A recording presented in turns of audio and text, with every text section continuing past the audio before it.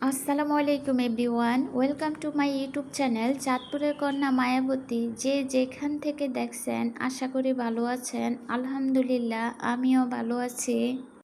আচ্ছা, আপনারা লাইফে কত বাঁশ খেয়েছেন বলেন তো, বা কত বাঁশ মানুষকে দিয়েছেন? আমি তো কাউকে বাঁশ দিব সেই মন মানসিকতা নাই, কিন্তু লাইফে অনেক বেশি বাঁশ খেয়েছি মানুষের কাছ থেকে। এ কারণে হয়তো মানুষের কাছ থেকে বিভিন্ন বাঁশ খাইতে খাইতে এখন না আমার অনেক মানুষের উপর থেকেই বিশ্বাস জিনিসটা উঠে গেছে। আমি যেহেতু বাইরে খুব একটা বের হই না, ঘরের ভিতরেই বেশি থাকা হয়, চার দেওয়ালের ভিতরে, তো সেই ক্ষেত্রে না বাইরে গেলে কিছু কিছু মানুষের আচার আচরণ বা মন মানসিকতা দেখলে মনে হয় যে না, দুনিয়াটা হয়তো আমার জন্য না। হয়তো এখন অনেকে ভাবতে পারেন কি আমি ফেরেশতা নাকি? আমিও ফেরেশতা না, কিন্তু তারপরও এত খারাপ মন মানসিকতা কিছু কিছু মানুষের থাকে যা বলার বাহিরে। তো আজকে আমি একদম অরিজিনাল বাঁশ খাওয়ার জন্য রেডি হয়ে একদম সব কিছু প্রিপারেশন নিয়ে একদম রান্না করতেছি। আমি কখনোই বাঁশকুড়াল খাইনি, বাট আজকে ফার্স্ট টাইম আমি ট্রাই করতেছি আর মনে মনে অনেক ভয় পাচ্ছি, জানি না কেমন হয়। আমি ইউটিউবে অনেক দেখেছি বা পাহাড়ি মানুষদের খেতে দেখেছি, কিন্তু আমার আশেপাশেও কাউকে খেতে দেখিনি। বাট আজকে ফার্স্ট টাইম নিজে সাহস করে রান্না করতেছি, দেখতেছি কীরম হয়। সবার কাছ থেকে শুনি এটা নাকি খেতে অনেক মজা, তাই আজকে আমি নিজে নিজে ট্রাই করতেছি। আমার নিজের পালের মোরগটা আমি জবাই করছি, তো সেই মোরগটা দিয়ে আমি রান্না করতেছি। আমি কিন্তু ফার্স্টে এই বাঁশকোড়ালগুলো একটু সিদ্ধ করে ফেলে দিচ্ছি, একটু হলুদ দিয়ে সিদ্ধ করে নিচ্ছি। তো আমি মাংসটা অনেক ভালোভাবে কষিয়ে নিয়েছি, যেহেতু দেশি মোরগ, তো মাংসটা ভালো করে কষিয়ে এখন বাঁশকোড়ালগুলো দিয়ে আরও ভালো করে কষিয়ে তারপর গরম পানি অ্যাড করে দিব। এমনিতে তো দেখতে অনেক ভালো লাগতেছে, বাট মনে মনে অনেক ভয় পাচ্ছি আর ভাবতেছি কি জানি আমার মাংসগুলাই হয়তো নষ্ট হচ্ছে।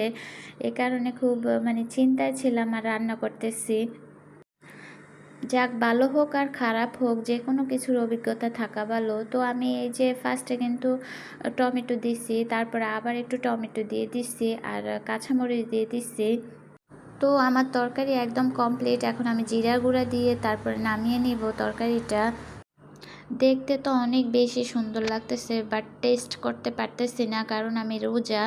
তো এখন তরকারিটা আমি নামিয়ে নিব আপাতত, পরে আবার চুলার উপরে দিয়ে দিব, এতে করে আমার মাংসটাও ভালো করে সিদ্ধ হবে।